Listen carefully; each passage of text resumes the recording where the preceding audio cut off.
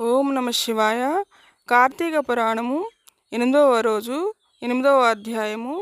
శ్రీహరినామ స్మరణాధ ధన్యోపాయము. వశిష్ఠుడు చెప్పినదంతా విని, మహానుభావ, తమరు చెప్పిన ధర్మములన్నింటినీ శ్రద్ధగా వింటిని. అందు ధర్మము బహు సూక్ష్మమనియు పుణ్యము సులభంగా కలుగుననియు అది నదీ స్నానము, దీపదానము, ఫలదానము, అన్నదానము, వస్త్రదానము వలన కలుగుననియు చెప్పితిరి. ఇట్టి స్వల్ప ధర్మముల చేతనే మోక్షము లభించుచుండగా వేదోక్తముగా యజ్ఞయాగాదులు చేసిన గాని పాపములు పోవని మీ వంటి మునిశ్రేష్ఠులే చెప్పుచుందురు గదా. మరి తమరు ఇది సూక్ష్మములో మోక్షముగా కనబరిచినందుకు నాకు అమితాశ్చర్యము కలుగుచున్నది. దుర్మార్గులు కొందరు సదాచారములను పాటింపక వర్ణశంకరులై రౌరవాది నరకే హేతువులకు మహాపాపములు చేవారు ఇంత తేలికగా మోక్షం పొందుట వజ్రపు కొండను గోటితో పెకలించుట వంటిది. కావున దీని మర్మము విడమర్చి విపులీకరించి ఉంచమని ప్రార్థించుచున్నానని కోరెను. అంతటా వశిష్ఠుల వారు చిరునవ్వు నవ్వి, జనక మహారాజా, నువ్వు వేసిన ప్రశ్న సహేతుకమైనదే. నేను వేదాంగములను కూడా పఠించి తిని, వానిలో కూడా సూక్ష్మ మార్గములున్నవి. అవి ఏమనగా సాత్విక, రాజస, తామసములు అని ధర్మమును 3 రకములు. సాత్వికమనగా దేశకాల పాత్రలు 3ను సమకూడిన సమయమున సత్వమును గుణము జనించి ఫలమంతయును పరమేశ్వరార్పితము కావించి మనోవాక్కాయ కర్మలచే నొనర్చిన ధర్మము. ఆ ధర్మమందు ఎంతయో ఆధిక్యత కలదు. సాత్విక ధర్మము సమస్త పాపములను నాశనమునర్చి పవిత్రులను చేసి దేవలోక భూలోక సుఖమును చేకూర్చును.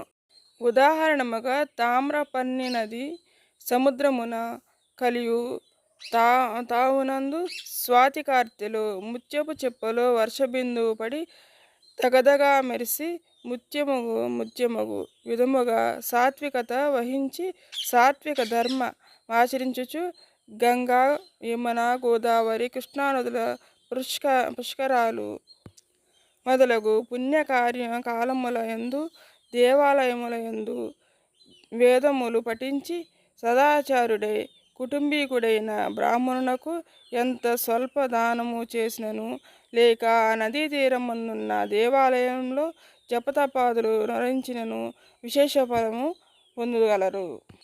రాజస ధర్మం అనగా ఫలాపేక్ష కలిగి శాస్త్రోక్త విధులను విడిచి చేసిన ధర్మం. ఆ ధర్మం పునర్జన్మ హేతువై కష్టసుఖాలు కలిగించును దగును. తామస ధర్మం అనగా శాస్త్రోక్త విధులను విడిచి దేశకాల పాత్రలు సమకూడినని సమయమున డాంబికాచరణార్థం చేయు ధర్మం. ఆ ధర్మం ఫలము నీయదు. దేశకాల పాత్రలు సమకూడినప్పుడు తెలిసి గాని తెలియక గాని ఏ స్వల్ప ధర్మం చేసినను గొప్ప ఫలము నిచ్చును. అనగా పెద్ద కట్టెల గుట్ట చిన్న అగ్ని కణములతో భస్మమగునట్లు శ్రీమన్నారాయణ నామము తెలిసి గాని తెలియక గాని ఉచ్చరించిన వారి సకల పాపములు పోయి ముక్తి నొందుదురు. దానికి ఒక ఇతిహాసము కలదు. అజామిలుని కథ. పూర్వకాలమందు కన్యాకుబ్జమును నగరమున 4 వేదములు చదివిన ఒక విప్రుడు గలడు. అతని పేరు సత్యవ్రతుడు. అతనికి సకల సద్గుణ రాశియగు హేమవతి అను భార్య కలదు. ఆ దంపతులు అన్యోన్య ప్రేమ కలిగి అపూర్వ దంపతులని పేరు బడిసిరి.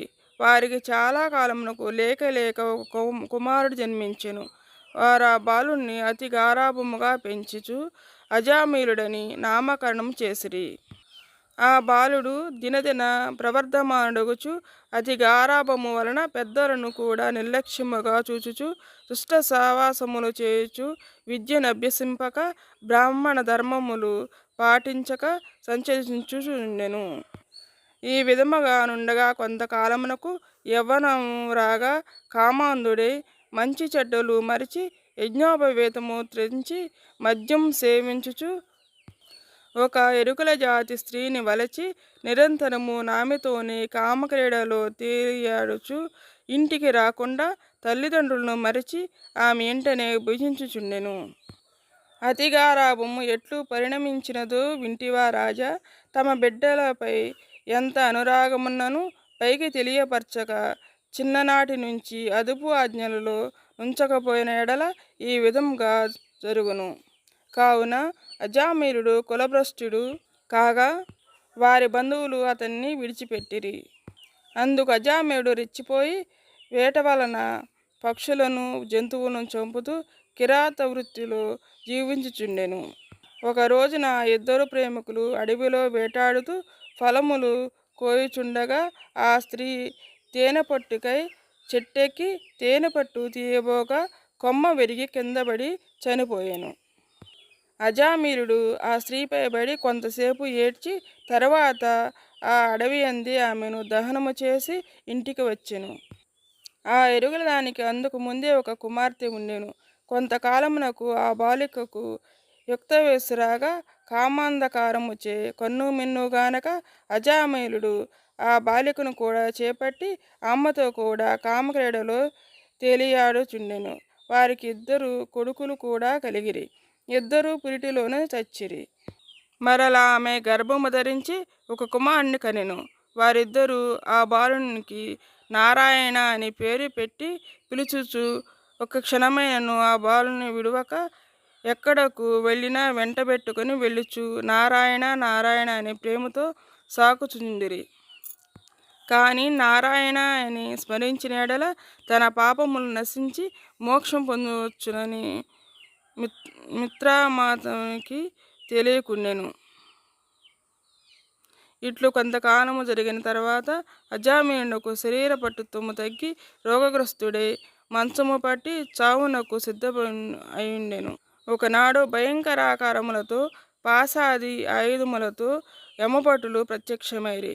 వారిని చూసి అజామిలుడు భయము చెంది కుమారునిపై ఉన్న వాత్సల్యం వలన ప్రాణములు విడవలేక నారాయణ నారాయణ అనుచే ప్రాణములు విడిచెను. అజామిలుని నోట నారాయణ అను శబ్దము వినబడగానే యమభటులు గడగడ వణకసాగిరి. అదే సమయానికి దివ్యమంగళాకారులు శంఖచక్ర గదాధారులు యగు శ్రీమన్నారాయణ దూతలు విమానములో అచ్చటికి వచ్చిరి. ఓ యమభటులారా, వీడు మావాడు, మేము వీణ్ణి వైకుంఠమునకు తీసుకొని పోవుటకు వచ్చితిమి అని చెప్పిరి. అజామిలుని విమానం ఎక్కించి తీసుకొని పోవుచుండగా యమదూతలు, అయ్యా మీరెవరు? వీడు అతి దుర్మార్గుడు, వీరిని నరకమునకు తీసుకుని పోవుటకు మేము వచ్చితిమి గాన వానిని మాకు వదులుడని కోరగా విష్ణుదూతలు ఇట్లు చెప్పదొడంగిరి. ఇట్లు స్కాంద పురాణాంతర్గత వశిష్ఠ ప్రోక్త కార్తీక మహత్య మందలి 8వ అధ్యాయము 8వ రోజు పారాయణము సమాప్తము.